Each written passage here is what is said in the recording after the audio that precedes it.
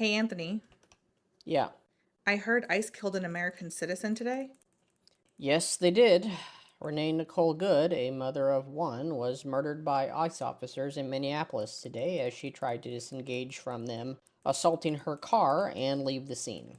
What happened exactly? Well, Minneapolis, where the murder occurred, has seen a huge spike in ICE presence recently as part of the Trump administration's continued campaign of terror against blue cities, and Minneapolis in particular.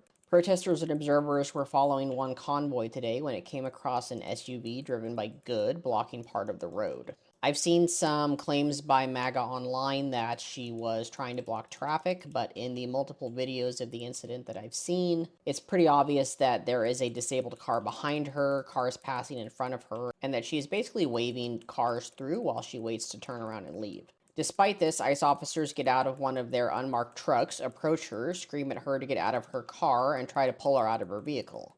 At this point, another ICE officer, already on the road beside her car, steps in front of the vehicle and, before she starts moving, pulls a gun on her through the windshield. Renee, who is presumably and justifiably terrified at this point, turns to the right, notably away from any ICE officers, and starts accelerating to leave. The ICE officer fires several shots at her point blank and kills her. All of this occurs over the course of a few seconds. She was in the car with her partner, and photos of the crime scene show her car crashed into another further down the road, the driver's side covered in blood, with a teddy bear hanging out of the glove compartment. The Trump administration is claiming that it was self-defense and that she was using the car as a deadly weapon. The same line that they use anytime a law enforcement officer murders someone in cold blood? Absolutely not. There's already a court case, Kirby versus Duva from 2008, that sets the precedent that an officer cannot use self-defense as a justification for lethal force when he unreasonably places himself in harm's way, nor is it legal to shoot at a fleeing vehicle for the sole purpose of stopping it because of the danger it poses to other civilians on the road. Good wasn't doing anything illegal besides dubiously blocking traffic before she was shot. ICE doesn't have the authority to make traffic stops anyways, and the officer who shot her moved in front of her vehicle and drew a gun, intentionally putting himself in harm's way and escalating to deadly force before she ever moved. Even when she did move, it was to move away from him and his gun. This was not self-defense, this was murder by a thug with a power fantasy who saw an opportunity to kill someone and took it knowing that the fascists in charge of our government would protect him. And they are. What's going to happen now?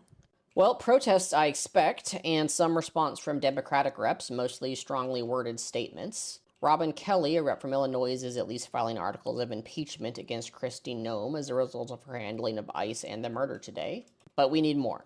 For all that Renee Good's death is tragic, it is but a drop in the bucket compared to all of the American deaths that will occur over the next years due to the dismantling of our government by the Trump administration. We are looking at over 50,000 dead alone each year just due to the cuts to healthcare funding, not to mention the cuts to vaccines, medical research, social welfare programs, food stamps, and more. Those deaths and Renee's are American blood directly on the hands of the Trump administration, the Supreme Court who has empowered them, and every member of Congress that isn't doing everything they can to stop this fascism before it's too late.